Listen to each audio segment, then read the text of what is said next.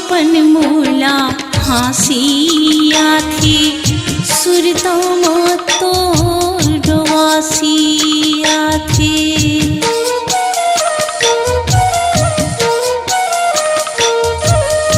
अपनी अपन मोला हाँसिया थी सुरतम तोर डवासिया थी।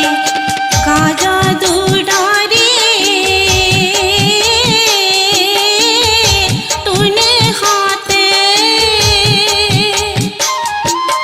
ये पिंजरा के मैनामा काबर समाई मोर बैरी ने नामा काबर समाई मोर बैरी ने नामा।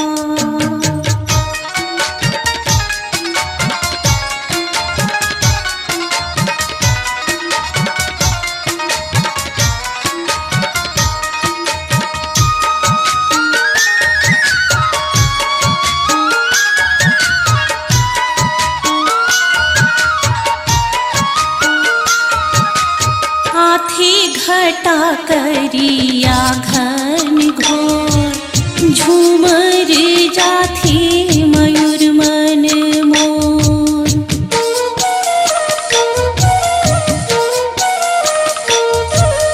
हाथी घटा करिया घन घोर झूमर जाथी मयूर मन मोर। पुरवैया सन जाबे संगी पानी होके रहनामा काबर समाई मोर बैरी ने नामा काबर समाई मोर बैरी ने नामा।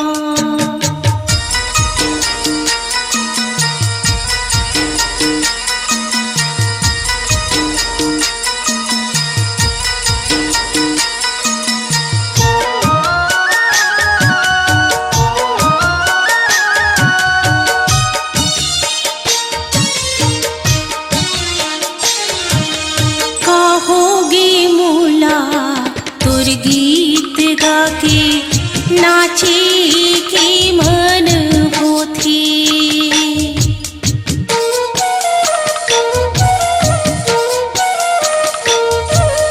कहोगी मूला तुर गीत गा के नाची की मन होथी। आके कछु कहीते संगवारी